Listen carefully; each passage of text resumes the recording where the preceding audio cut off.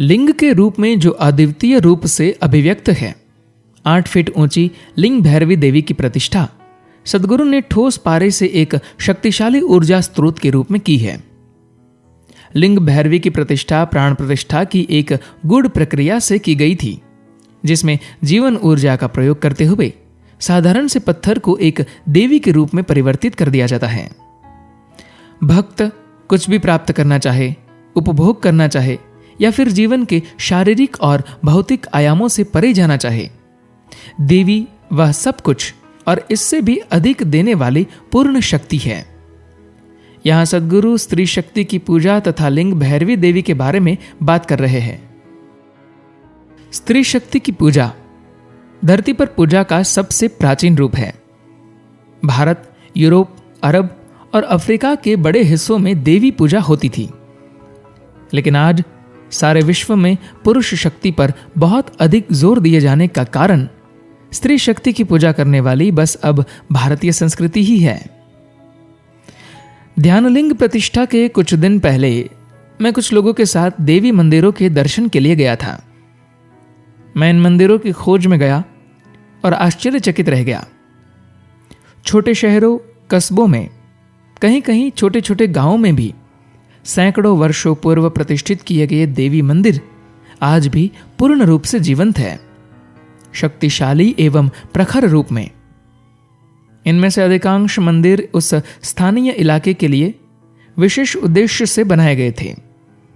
जिन्होंने भी यह किया, बहुत अच्छे ढंग से किया था। बहुत अच्छी तकनीक प्रयुक्त हुई थी। यदि इतनी जगहों पर यह हुआ था तो यह स्पष्ट रूप से यह सब हर जगह होता था और लोगों को अच्छी तरह से इसकी जानकारी थी। यह देखना अत्यंत सुखद था कि एक छोटे से गांव में किसी ने कुछ ऐसी प्रतिष्ठा की थी जिसमें बहुत बड़ी मात्रा में सूक्ष्मता की आवश्यकता थी। वे अनाम अज्ञात योगी थे। किसी को नहीं मालूम कि वे कौन लोग थे। उन्होंने अपने नाम उन मंदिरों पर नहीं लिखे थे और यह इसका एक अत्यंत सुंदर पक्ष है। उन्होंने अपना नाम तक देना जरूरी नहीं समझा। जो ऊर्जा उन्होंने वहां छोड़ी, बस वो ही पर्याप्त है। मैं चाहता हूं कि आप ये जानें कि हमारी संस्कृति हमेशा यह बताती है कि ईश्वर हमारा लक्ष्य नहीं है। हमारा लक्ष्य मुक्ति है। मुक्ति के लिए ईश्वर बस एक साधन है। अगर आप चाहते हैं तो आप इस साधन का इस्तेमाल कर आगे बढ़ सकते हैं, नहीं तो इसे छोड़कर भी आप आगे जा सकते हैं। यह आप पर है कि आप कैसे अपने लक्ष्य तक पहुंचना चाहते हैं, लेकिन लक्ष्य मुक्ति ही है, ईश्वर नहीं। इसलिए हमने लाखों देवी देवता बनाए। देवी देवता बनाने की यह प्रक्रिया अब भी चालू है। 2010 में हमने ईशा योग सेंटर कोयंबटूर में देवी लिंग भैरवी की प्राण प्रतिष्ठा की। हो सकता है कि यह तार्किक रूप से सही न लगे। भारत में ऐसे कई मंदिर हैं जहां योनि रूप स्थापित है। योनि यानी स्त्री जनन अंग को देवी मां की तरह पूजा जाता है। लिंग भैरवी बहुत शक्तिशाली ऊर्जा का एक स्त्रैण स्वरूप है। ऐसे ऊर्जा स्वरूप पहले भी हमारे यहां हुए हैं, लेकिन वे काफी दुर्लभ हैं। ऐसे कुछ ऊर्जा स्वरूप लिंग के रूप में भी रहे हैं, जो कि स्त्रियोचित लिंग है। हो सकता है कि यह तार्किक रूप से सही न लगे। भारत में ऐसे कई मंदिर हैं जहां योनि रूप स्थापित है। योनि यानी स्त्री जनन अंग को देवी मां की तरफ पूजा जाता है। इस तरह के मंदिर पूरी दुनिया में है।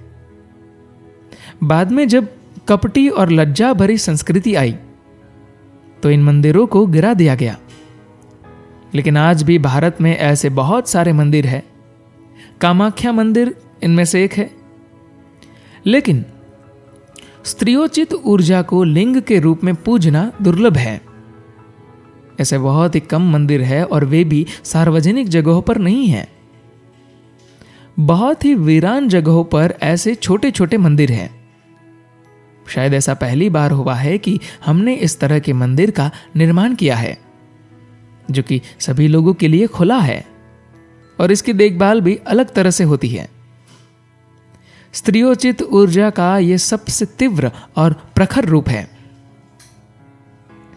लिंग भैरवी में केवल 3.5 चक्र है, मूलाधार, स्वादिष्टान, मणिपूरक और आधा अनाहत। अनाहत में एक दूसरे को काटते 2 त्रिकोण होते हैं, जिनमें से देवी के पास एक ही है।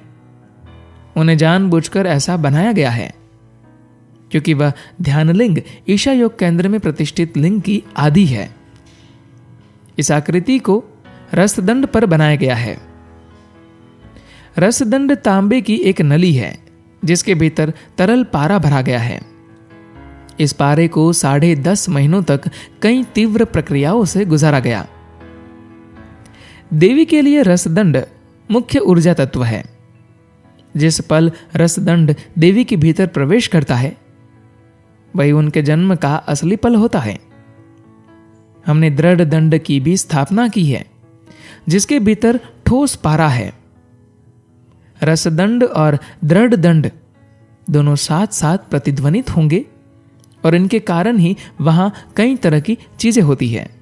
3.5 चक्र का क्या यह मतलब है कि वह आधी स्त्री है? नहीं, वह एक पूर्ण स्त्री है। हर इंसान का आधा हिस्सा स्त्रैण होता है और आधा पुरुष प्रकृति होता है। हमने पुरुष वाले हिस्से को उनमें से बाहर कर दिया है। वह केवल एक पूर्ण स्त्री है और यह बड़ी खतरनाक बात है। उनके भीतर पुरुषोचित कुछ भी नहीं है, वह विशुद्ध नारी है। बस बात इतनी है कि हर इंसान में कुछ खास हार्मोन्स की वजह से आधा हिस्सा दब जाता है और दूसरा आधा हिस्सा उभर कर सामने आता है। इंसान के अंदर 2 तरह के हार्मोन्स होते हैं, टेस्टोस्टेरोन और एस्ट्रोजन। अगर आपके भीतर टेस्टोस्टेरोन प्रभावशाली है तो आपके भीतर स्त्रैण वाला आधा हिस्सा दब जाता है। अगर एस्ट्रोजन प्रबल है तो पुरुष वाला आधा भाग दब जाता है। ऐसा कोई इंसान नहीं है जिसके भीतर ये दोनों हिस्से न हो। ये दोनों ही हिस्से हर इंसान में समान रूप से पाए जाते हैं। बस बात इतनी है कि इनमें से कौन से हिस्से को आपने दबाकर रखा हुआ है। दबाने की वजह हार्मोन्स भी हो सकते हैं और सामाजिक परिस्थितियां भी, या दोनों भी। लेकिन देवी केवल स्त्री है। हमने पुरुष वाले हिस्से को उनमें से बाहर कर दिया है। वह केवल एक पूर्ण स्त्री है और यह एक बड़ी खतरनाक बात है। उनके भीतर पुरुषोचित कुछ भी नहीं है, वह विशुद्ध नारी है। आज दुखद रूप से विश्व में जो हो रहा है वह यह है कि महिलाएं या तो बारबी गुड़ियों की तरह बन रही है या वे पुरुषों की तरह बनने का प्रयत्न कर रही है। उनमें ईर्ष्या है, पुरुषों जैसी महत्वाकांक्षाएं है तथा और फालतू की बातें हैं, लेकिन उनमें वह स्त्रियोचित अग्नि नहीं है। कोई भी महिला विश्व को यह योगदान दे सकती है कि वह एक अग्नि की तरह हो। लिंग भैरवी एक महाअग्नि स्त्री है, छोटी अग्नि स्त्री नहीं। वे एक गुड़िया नहीं है, नहीं एक पुरुष है, वे अंतरतम तक स्त्री है। ध्यानलिंग आपकी संपूर्ण खुशहाली की तरफ उन्मुख है। तात्कालिक खुशहाली भी इसमें है, पर उन लोगों के लिए जो स्वास्थ्य, संपन्नता और उस तरह की चीजें चाहते हैं, लिंग भैरवी अधिक लाभदायी होंगी। लेकिन उनमें भी आध्यात्मिक आयाम भी जुड़ा हुआ है। यदि आप अपने आप को प्रक्रिया में पूर्ण रूप से डाल देते हैं तो अगर आप वहां भौतिक खुशहाली के लिए गए हैं तो भी धीरे धीरे वे आपको आध्यात्मिकता की ओर ले जाएंगी। यह संयोग नहीं है कि हम हमेशा शिव को स्वयंभू कहते हैं। स्वयंभू का मतलब होता है खुद से पैदा हुआ। वह खुद से पैदा हुए हैं। हम भैरवी को भी स्वयंभू कहते हैं क्योंकि भैरवी भी खुद से पैदा हुई है। अगर आप सिर्फ अतीत का एक दोहराव है तो यहां आपके अस्तित्व का वास्तव में कोई मकसद नहीं है। इससे अच्छा है कि हम इतिहास की कोई किताब पढ़ लें। अगर यह पीढ़ी पिछली पीढ़ी से महत्वपूर्ण तरीके से अलग नहीं है तो इसकी कोई अहमियत नहीं है। वह ऐसे लोगों को मित्र नहीं बनाती जो गुलाम है। वह चाहती है कि उनसे जुड़े लोग भी आत्मनिर्भर हो। इसलिए सबसे पहले वह आपकी मां को नष्ट कर देंगी। उस स्त्री को नहीं जिसने आपको जन्म दिया, मगर उस मां को जो आपके जरिए जीवित रहने की कोशिश कर रही है। वरना अगली पीढ़ी जैसी कोई चीज नहीं होगी, भविष्य जैसी कोई चीज नहीं होगी। फिर अतीत ही खुद को भ्रामक तरीकों से भविष्य के रूप में सामने लाता रहेगा। जब आप अपने वंश के प्रभाव से मुक्त हो जाते हैं, तभी आपका कोई भविष्य होता है। वरना आप बस उसी अतीत का एक दोहराव भर होते हैं, बस उसका स्वाद थोड़ा नया होता है। अगर आप सिर्फ अतीत का एक दोहराव है, तो यहां आपके अस्तित्व का वास्तव में कोई मकसद नहीं है। इससे अच्छा है कि हम इतिहास की कोई किताब बदलें। अगर यह पीढ़ी पिछली पीढ़ी से महत्वपूर्ण तरीके से अलग नहीं है, तो इसकी कोई अहमियत नहीं है। अलग होने का मतलब यह नहीं है कि अगर आपके माता पिता इस्त्री किए हुए कपड़े पहनते थे, तो आप मुड़े तुड़े कपड़े पहने।